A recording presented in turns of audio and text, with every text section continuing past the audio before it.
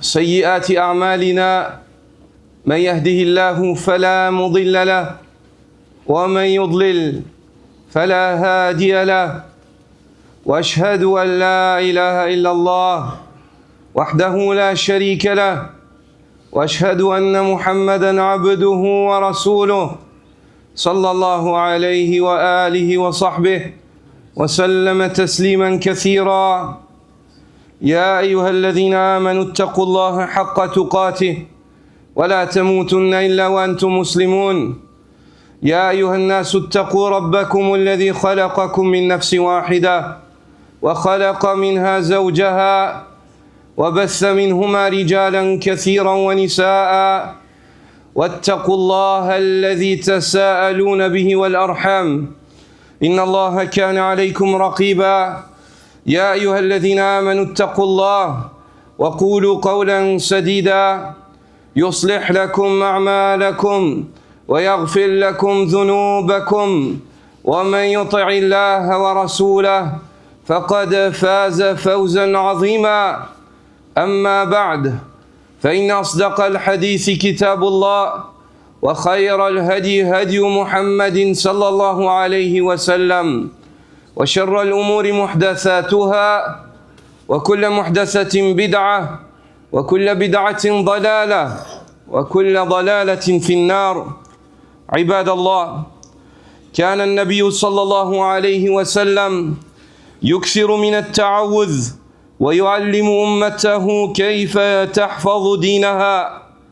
يقول قطبة بن مالك رضي الله تعالى عنه: كان النبي صلى الله عليه وسلم يقول: اللهم إني أعوذ بك من منكرات الأخلاق والأعمال والأهواء. Serviteur d'Allah, le prophète sallallahu alayhi wa sallam amplifiait les demandes de protection à Allah subhanahu wa ta'ala. Il n'omit pas d'enseigner à sa communauté comment est-ce que par les invocations et par des demandes à Allah subhanahu wa ta'ala, elle peut protéger sa religion et sa religiosité. Qutbat ibn Malik rapporte et dit: le prophète sallallahu alayhi wa sallam a dit: « Wallah, je me réfugie auprès de toi contre les moralités répréhensibles, contre les actes blâmables et contre les penchants déviants. Wallah, je me réfugie auprès de toi contre les moralités répréhensibles, contre les actes blâmables et contre tout penchant déviant. فكان نبينا صلى الله عليه وسلم يكثر من الدعاء لله تعالى تضرعا ورجاء وخوفا يسأل ربه الخيرات والرحمات والمغفرة ويستعيذ به من الشرور والآثام والمنكرات. Notre prophète sallallahu alayhi wa sallam invoquait Allah subhanahu wa ta'ala fréquemment, avec humilité, espoir et crainte. Il implorait son Seigneur et lui demandait tout bien. Il lui demandait la miséricorde et le pardon. Et il se réfugiait auprès de lui contre tout mot, contre tout péché, contre tout acte répréhensible. ولهذا الدعاء مسائل ثلاث ينبغي التنبيه عليها. Et cette invocation au serviteur d'Allah, elle est composée de 3 questions. Elle est composée de 3 points dont il est absolument nécessaire de soulever les informations autour des 3 points qui composent cette invocation. أولا منكرات الأخلاق وهي فساد الباطن. فقال أهل العلم: المنكر هو ما استقبحه الشرع ونهى عنه. ومنكرات الأخلاق هي مثلا الكبر، الحسد، الحقد، البخل. وقد بين أهل العلم أنها أعمال باطنة في القلوب وهي أخطر لأنها أصل كل فساد. فقال العلامة ابن القيم رحمه الله: أعمال القلوب هي الأصل وأعمال الجوارح تبع ومكملة. Il est primordial de soulever 3 points lorsqu'on en approche l'explication, l'étude de cette invocation au serviteur d'Allah. Le premier des points, c'est munkaratul akhlaq, les mœurs ou les moralités blâmables. Les moralités ou les mœurs blâmables, elles font allusion à la corruption intérieure. Donc le prophète sallallahu alayhi wa sallam, la première chose dont il demandait refuge auprès d'Allah azza wa jal, c'est le fait d'être corrompu intérieurement. D'être corrompu intérieurement. Et les savants ont dit que le munkar, dans la langue arabe, quand il est employé dans les textes religieux, c'est toute chose que la religion d'Allah azza wa jal, la législation répugne et dont elle a interdit. Tout ce qui est répugnant en religion, c'est du munkar. Tout ce que la charia d'Allah azza wa jal répugne, ça s'appelle du munkar. Donc ici, le prophète sallallahu alayhi wa sallam se réfugie auprès d'Allah azza wa jal contre les moralités, les mœurs répugnantes que l'islam répugne. Et parmi ces mœurs répugnantes que l'islam répugne, qui sont synonymes de la corruption de l'intérieur de la personne, la jalousie, la rancune, la traîtrise, l'avarice et tant d'autres. Et les savants ont évoqué que les œuvres intérieures ou les œuvres cachées, qui sont les œuvres du cœur, sont bien plus dangereuses que les œuvres apparentes. Leur répercussion et leurs conséquences est plus dangereuse que les œuvres apparentes, car elles sont la base même de la corruption. Lorsque l'intérieur de l'homme est corrompu, il n'y a rien de bien chez lui. Lorsque son intérieur, il est corrompu, il a beau essayer de faire l'effort pour l'extérieur, mais s'il n'a pas réformé son intérieur, il n'y a rien chez lui. Il y a la khayra fi. Il n'y a aucun bien chez cette personne. C'est pour ça que l'érudit Ibn al-Qayyim dit dans Madarij as-Salikin, les œuvres du cœur sont la base. Quant aux œuvres des membres, elles sont les conséquences et compléments des œuvres du cœur. Les œuvres du cœur, c'est la base. Les œuvres du corps sont les conséquences de ce qu'il y a dans le cœur. Et le complément. Elles viennent compléter ce qu'il y a à l'intérieur de cette personne. ثانيا منكرات الأعمال وهي فساد الظاهر وهي الأفعال التي تظهر على الجوارح كالظلم والفواحش والمعاصي والاعتداء وقال الشراح أي هي الأفعال الظاهرة التي ينكرها الشرع فمن فسد أعماله فقد ظهر فساد باطنه فمن فسدت أعماله فقد ظهر فساد باطنه.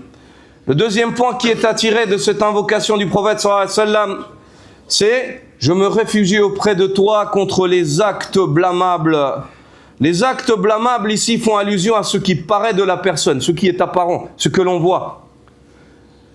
Et les actes blâmables dans la religion d'Allah azza wa jal sont par exemple l'injustice, le fait que l'homme soit injuste avec les autres, ou bien le fait que l'homme, la turpitude, le fait que l'homme fasse preuve de turpitude, d'immoralité dans ses actes, ou bien le fait qu'il s'en prenne aux autres, ou bien les péchés, le fait qu'il désobéisse avec son corps à Allah subhanahu wa ta'ala, comme le délaissement de la prière, ou comme le fait qu'il ne donne pas la zakat, ou ne jeûne pas le mois de Ramadan, ou qu'il n'accomplisse pas le hajj alors qu'il en a les moyens, ou alors qu'il ne soit pas bon envers ses parents, ou envers ses voisins, ou envers ses frères en islam, et ainsi de suite. Ce qu'il paraît en apparence de cette personne-là, hada fasadu zahiri. Ceci est la corruption de son extérieur. Et les explicateurs de ce hadith ont dit que lorsque l'homme, la corruption extérieure, c'est le fait que l'homme s'adonne à des actes que la religion a interdits. L'islam interdit cet acte-là qu'il se donne en apparence. On voit paraître cela de lui. Et ils disent, la corruption extérieure est synonyme de la corruption intérieure de l'homme. Lorsqu'on voit quelque chose de corrompu, un homme qui est corrompu en apparence, tu ne peux pas dire qu'à l'intérieur il est bon. Tu ne peux pas dire qu'à l'intérieur il est bon. Car ce qu'il paraît de cette personne-là sort de ce qu'il y a à l'intérieur de lui. Sort de ce qu'il y a à l'intérieur de lui. C'est pour cela que le prophète sallallahu alayhi wa sallam dit, n'est-ce pas qu'il y a dans le corps du fils d'Adam un morceau de chair? S'il est corrompu, tout le corps est corrompu, n'est-ce pas que c'est le cœur? N'est-ce pas que c'est le cœur? ثالثا الأهواء وهو أصل الضلال. الأهواء جمع هوى وهو ميل النفس إلى ما تحب سواء كان حقا أو باطلا وأما منكراتها فهي ميلها إلى ما يخالف الهدى وهذا أخطرها كلها لأن الهوى هو الذي يحرك القلب والقلب يحرك الجسد فإذا فسد كل شيء قال الله تعالى أفرأيت من اتخذ إلهه هواه. Et le troisième point qu'il est attiré de cette invocation du prophète sallallahu alayhi wa sallam, c'est le fait qu'il cherchait refuge auprès d'Allah Azza wa Jal contre les penchants déviants. Et les penchants déviants sont les penchants égarateurs. Et le mot hawa, dans la langue arabe, c'est ce vers quoi penche, ce vers quoi ou ce par quoi est attiré l'être. Ce vers quoi penche l'être et ce par quoi il est attiré. Et les penchants ne sont pas forcément tous mauvais. Des fois, l'homme peut pencher vers le bien, comme il peut pencher vers le mal. Et munkarat ou l'ahwa, les penchants déviants ou les penchants répréhensibles, sont les penchants qui s'opposent à la guidée. C'est le fait que ton être s'incline et se penche vers ce qui est contraire à l'islam, vers ce qui est contraire aux préceptes de l'islam. Et ces penchants-là sont les pires des maux. Le pire des malheurs, c'est le fait que l'homme, ses penchants soient attirés par autre chose que ce qu'Allah Azza wa Jalla aime. Ça, c'est le pire des égarements. Car lorsque le désir de l'homme est incliné vers le mal, son cœur s'incline. Puis lorsque le cœur s'incline, les membres s'inclinent. Ça veut dire tout penche, tout s'écroule. Tout s'écroule. C'est pour cela que le prophète sallallahu alayhi wa sallam cherchait refuge auprès d'Allah Azza wa Jal contre les penchants déviants. Et Allah subhanahu wa ta'ala nous enseigne qu'il est possible que le penchant et le désir de l'homme deviennent pour lui une divinité. Une divinité. Allah Azza wa Jal dit ne vois-tu pas celui qui a pris ses penchants, ses désirs pour seule divinité. C'est-à-dire il adore ses désirs. Quand son désir il lui dit fais, il se soumet, il dit je fais. Quand son désir il lui dit fais ceci, il fait. Quand ce désir il dit délaisse cela alors que c'est une chose qu'il devrait faire, il se soumet à son désir. Son désir est devenu comme un Dieu qu'il adore, il lui obéit. Il lui obéit. Alors que le désir, Allah Azza wa Jal l'a mis dans l'homme. C'est une force que l'homme doit employer pour obéir à Allah. Et non une divinité à laquelle l'homme doit se prosterner et s'y soumettre. Et non une divinité à laquelle l'homme doit se prosterner et s'y soumettre. قال أهل العلم هذا الدعاء جمع أصول الشر كلها فساد الباطن الأخلاق فساد الظاهر الأعمال وفساد الإرادة الأهواء. Ce hadith-là, comme l'ont dit les savants, a rassemblé les mers de tout mal. La base même de tout mot, de tout mal qui peut arriver. Le prophète sallallahu alayhi wa sallam nous a enseigné comment chercher refuge dans ce hadith contre ces mots-là. La première, la corruption de l'intérieur par la corruption des valeurs morales, de la moralité. La deuxième, la corruption de l'extérieur par la corruption des actes, de ce qu'il paraît. Et le troisième, la corruption de la volonté par la corruption des désirs, par la corruption des désirs. فكان النبي صلى الله عليه وسلم يسأل ربه أن يحفظ عليه دينه من كل جهة. Le prophète sallallahu alayhi wa sallam implorait son Seigneur de lui préserver sa religion, qui est la chose la plus chère aux yeux du prophète sallallahu alayhi wa sallam, et ceci que Allah lui la préserve sur toutes les sphères, sur la sphère intérieure, sur la sphère extérieure, et même dans les volontés. Le fait d'être préservé en religion dans tous les côtés. Le prophète sallallahu alayhi wa sallam demandait qu'Allah le préserve, lui préserve son islam, son dîn de partout, de tous les côtés. وقد قال أهل العلم إن هذا الدعاء من باب التعليم النبي صلى الله عليه وسلم أمته فإنه معصوم من هذه المنكرات وتعوذ المعصوم مما عصمه الله منه فيه تذكير لمن ليس بمعصوم وتأكيد على شدة الحاجة إلى هذا التعوذ. Et les savants ont attiré l'attention sur un point qui révèle de la aqida, de la croyance dans ce hadith. Ils disent ici, le prophète sallallahu alayhi wa sallam cherche refuge contre la mauvaise moralité, contre les mauvais actes et contre les penchants déviants. Alors qu'à la base, il est préservé de cela. Le prophète sallallahu alayhi wa sallam n'avait pas une mauvaise moralité. Allah l'a préservé dans sa moralité, dans ses actes et dans ses désirs. Il ne désirait que le khayr, sallallahu alayhi wa sallam. Il était préservé dans tout ça. Mais quand même, il demande refuge auprès d'Allah contre cela. Ceci, les ulama ont dit, afin de nous enseigner à nous ce qui nous est utile et ce qu'on doit demander. Afin que nous, on sache comment préserver notre religion, comment préserver notre intérieur, nos actes apparents et nos désirs. Aussi, ils ont dit, avec cela, ou en cela, il y a un signe. Il y a un signe. En cela, il y a un signe, afin que nous, qui ne sommes pas protégés, qu'on voit que le prophète sallallahu alayhi wa sallam, bien qu'il était protégé de cela, bien qu'il était... On arrête de parler, les enfants. Asseyez-vous séparément. Séparément. Asseyez-vous séparément. Séparément. Lève-toi et va là-bas. Lève-toi, va là-bas. Toi, tu te lèves, tu vas devant. Voilà. Le prophète sallallahu alayhi wa sallam ici dans cette invocation, bien qu'il nous enseigne, on sait que quand tu lis ça, toi tu dis le prophète sallallahu alayhi wa sallam il était protégé, Allah l'a protégé, et lui il demande refuge contre ça. Ça veut dire que moi je suis pas protégé, j'ai besoin encore plus. Ça nous enseigne, ça attire notre attention sur l'importance de cette invocation et l'importance que nous on se protège, car on n'est pas protégé. On n'est pas protégé. À la base, on est exposé à ça, à ce mal. On doit se protéger. Premièrement par l'invocation et ensuite en comprenant qu'on demande une chose, tu demandes à Allah, bah fais aussi, agis en conséquence.